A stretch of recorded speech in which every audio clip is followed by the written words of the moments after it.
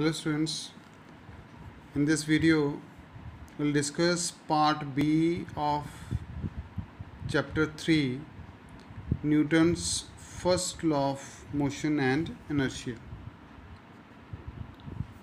So according to Newton's first law, if the body is at rest, it remains at rest unless a force is applied on it.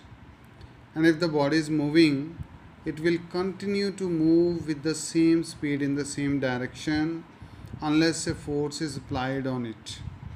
So the actual idea was given by Galileo, but Galileo was not able to completely explain this observation that the cycle remains moving so long the force is applied on its pedal. But if we stop pushing the pedal, the cycle stops, right? And similarly, if we turn off the engine of a car, the car also stops.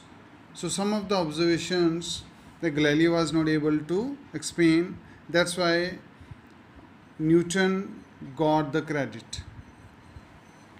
Here is the particular definition of the Newton's first law of motion.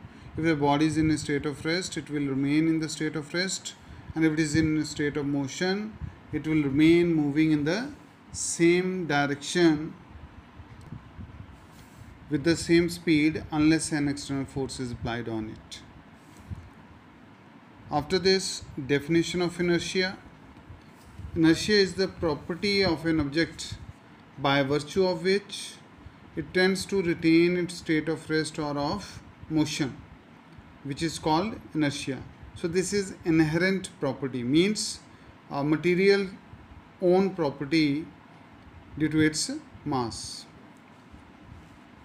Definition of force. Force is that external cause which tends to change the state of rest or the state of motion of an object. So mass and inertia, how they are related? Mass is the measure of inertia. More is the mass, more is the inertia, and less is the mass, less is the inertia. There are so many examples from our daily life, like cricket ball and tennis ball. If we'll compare, definitely the cricket ball will have more mass. It is massive than tennis ball. So therefore, the cricket ball acquires much smaller velocity than a tennis ball when the two balls are pushed with equal force. It means the inertia of cricket ball is more than that of tennis ball. After that, kinds of inertia and its examples with explanation on the basis of first law.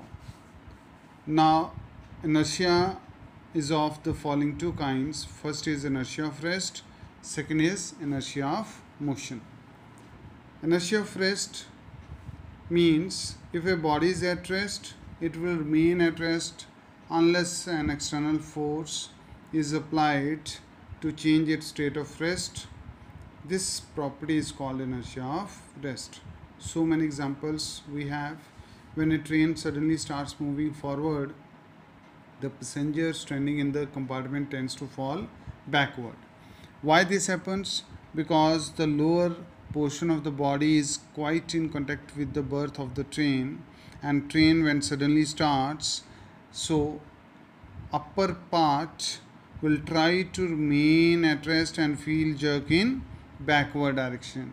Immediately lower part will start sharing the motion of the train, but due to inertia of rest, upper part will feel jerk in backward direction. When a hanging carpet is beaten with a stick, the dust particles start falling out of it. Again, due to inertia of rest, dust particle being a different entity, they will try to remain at rest, and due to that they will fall down due to earth's pull.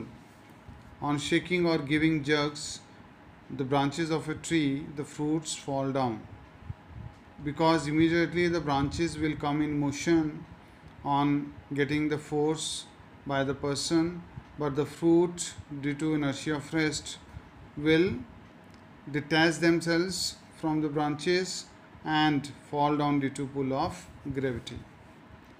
On striking the coin at the bottom of a pile of a carom coin with a striker, lowest coin only moves away while rest of the pile remains intact. So this is also because of inertia of motion, because lower coin immediately after getting collision with this striker will share the velocity, but upper pile of the coins will remain at rest due to inertia of rest. Similarly, when a smooth card placed over the mouth of a tumbler is flicked sharply in the horizontal direction, the card flies away, but the coin kept over the card falls into the tumbler. So here, when we'll apply force, this card will immediately share the motion, but coin, due to inertia of rest, will try to remain at rest and will fall down inside the tumbler. When corridor train suddenly starts, the sliding doors of some compartments may open. So in this also, the frame of the sliding door being in contact with the floor of the train also come in motion. But sliding door remains in its position, that is due to inertia of rest. They'll feel jerking but in opposite direction. That's why the door may get open. Second type is inertia of motion.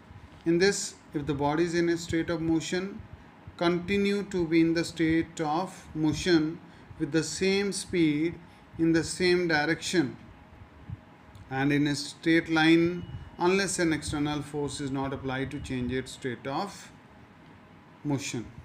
So, number of examples are there. First, we'll discuss cyclist riding along a level road does not come to rest immediately after he stops pedaling, because due to inertia of motion, the cycle which is initially in motion will try to remain in motion.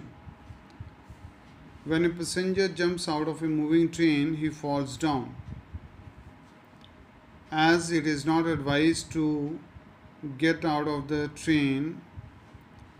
moving train, because initially the train is in motion, the passenger is also in motion, and when he start to jump out, so immediately his legs will come in contact with the ground, so it will come to rest and upper part will try to remain in motion. Due to that, maybe that person will get severe damage to his legs. To avoid that, passengers is advised to run along with the train in the same direction. When a running car stops suddenly, the passenger tends to lean forward. This is also due to inertia of motion, because initially the train is in motion, so person is also in motion, but when train suddenly comes to rest or running car suddenly comes to rest, so person's lower body will immediately come to rest, but upper part will try to remain in motion. That's why he will lean in forward direction.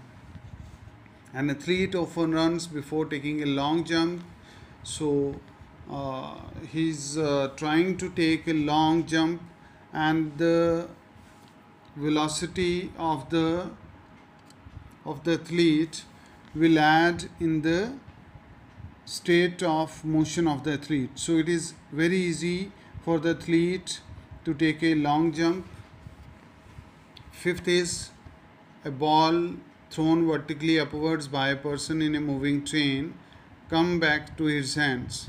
So initially the person and the train both are in motion and moving at the same velocity, that is the velocity of the train, and that ball, when he is throwing that ball in upward motion, so that ball is also in motion and will cover the same distance as the distance equal covered by the ball as well as by the person during the motion. That's why the ball finally comes back to his hands during the motion. Thank you.